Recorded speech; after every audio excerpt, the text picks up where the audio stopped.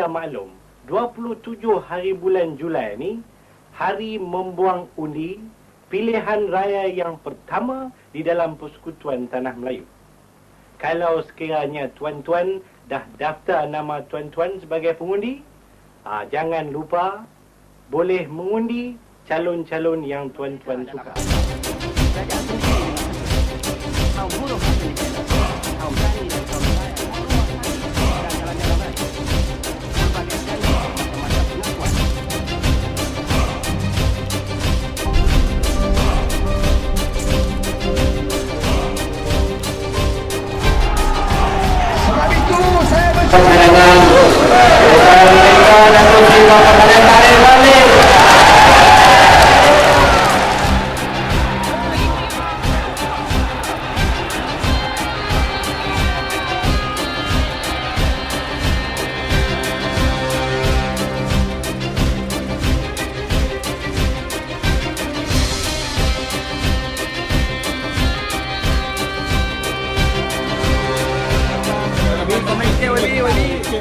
Sikit je Wali, kita tunggu lama Wali.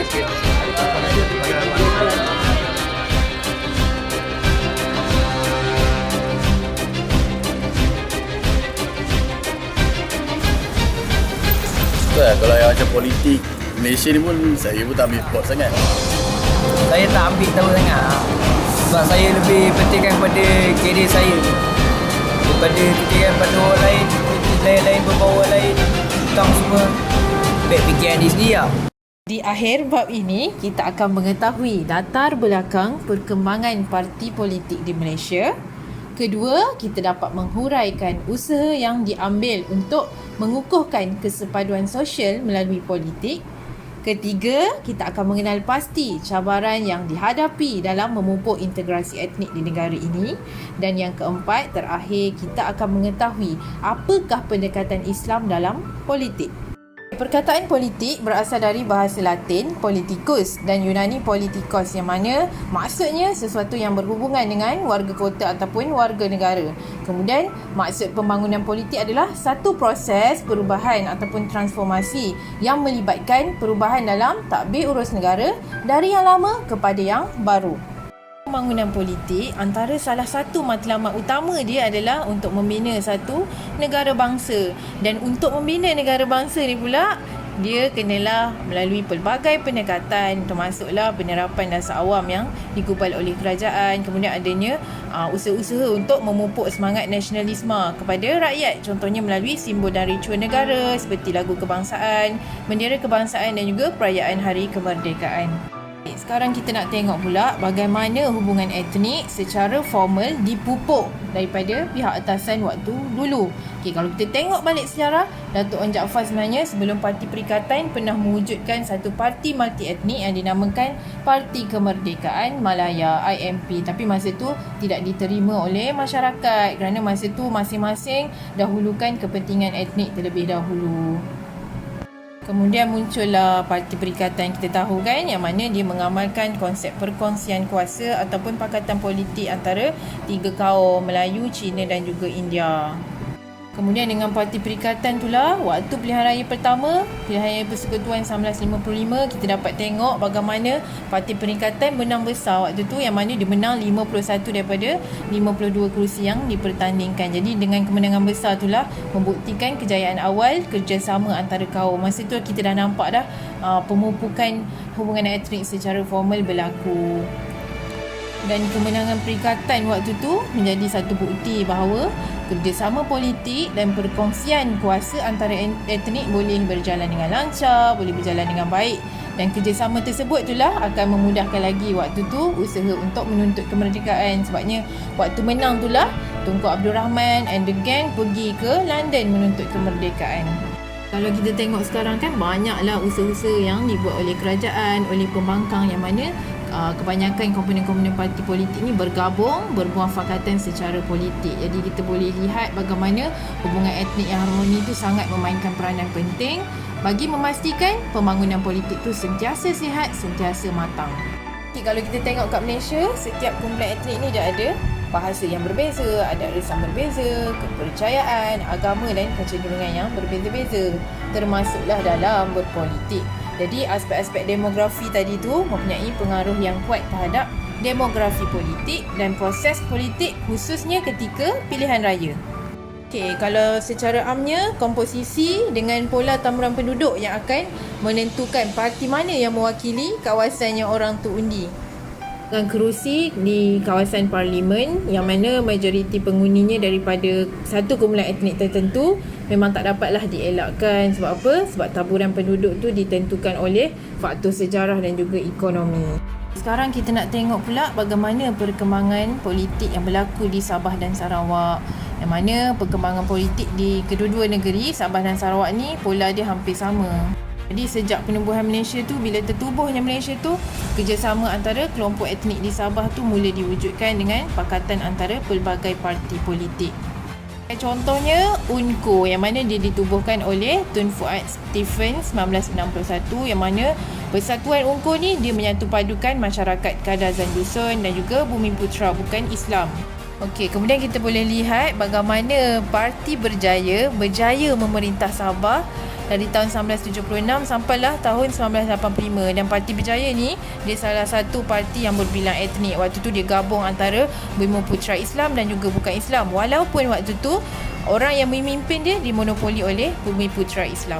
Tapi sebenarnya kita boleh tengok bahawa proses politik dekat Sabah ni ada juga certain parti politik yang berasaskan kepentingan kumpulan tertentu. Tapi in the meantime, berbagai usaha, pelbagai inisiatif terus dijalankan bagi memupuk semula perpaduan etnik melalui kerjasama politik. Contohnya yang boleh kita tengok, etnik Bajau, Suluk, Melayu Brunei dan Bumiputera yang lain yang beragama Islam berjaya disatukan di bawah UMNO.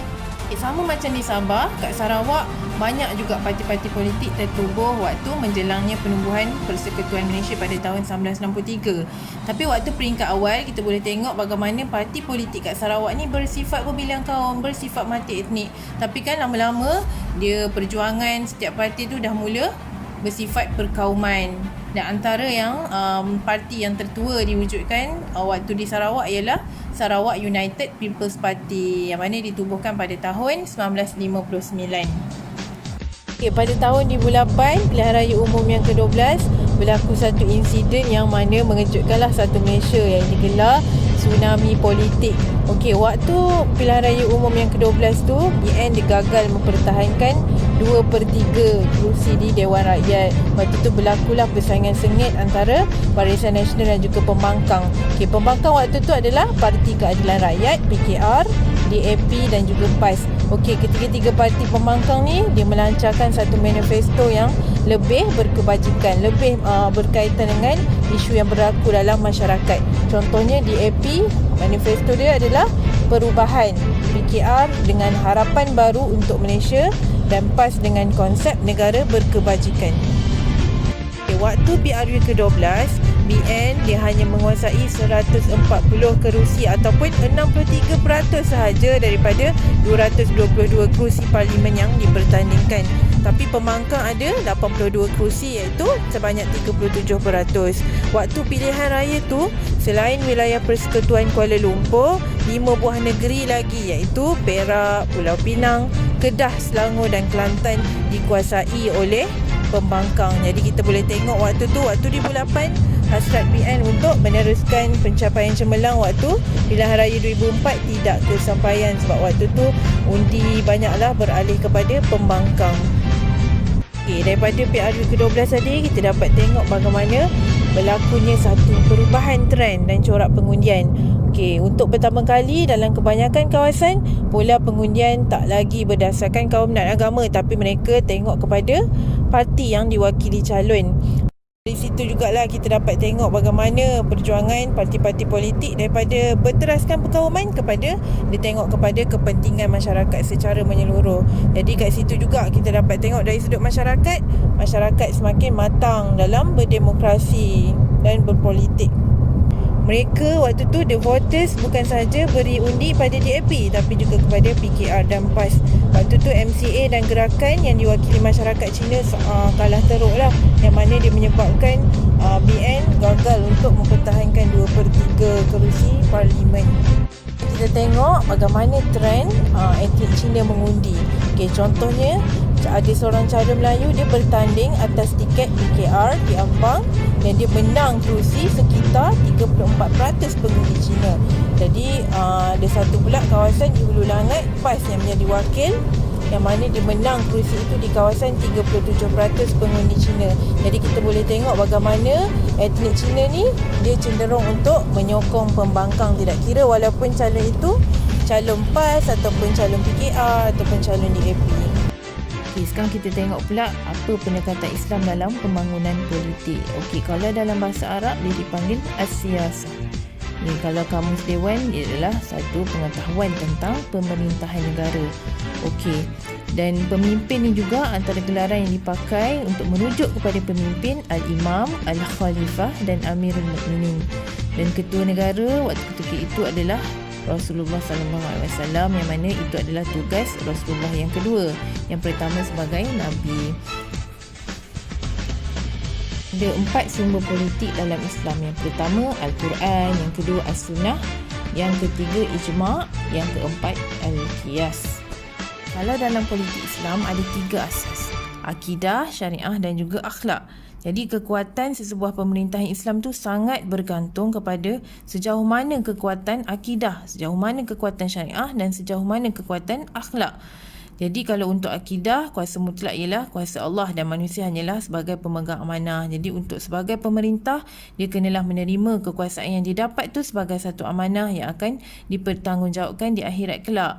Kemudian dari sudut syariah, Allah telah menurunkan Al-Quran bagi mengatur dasar manusia yang meliputi hubungan dengan Allah dengan hubungan dengan manusia.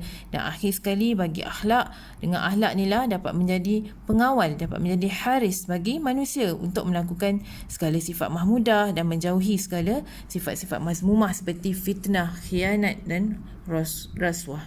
Apa yang dapat kita simpulkan, kita dapat tengokkan tadi titik tolak bersejarah kepada amalan permufakatan politik ni telah dimulakan oleh Parti Perikatan, dan sehingga hari ini pelbagai parti politik yang mewakili pelbagai kaum, tak kira pembangkang ataupun kerajaan, berjaya membentuk satu permufakatan politik yang harmoni. Jadi ini menunjukkan masyarakat kita semakin matang dalam menerima kepelbagaian dari konteks In order politik. to save the PPE, they will stay inside the ward, not going to toilet, not eating, not leaving the ward for 7 hours. Hashtag kita jaga kita really, really diterjemahkan sepenuhnya sebab that's Malaysia.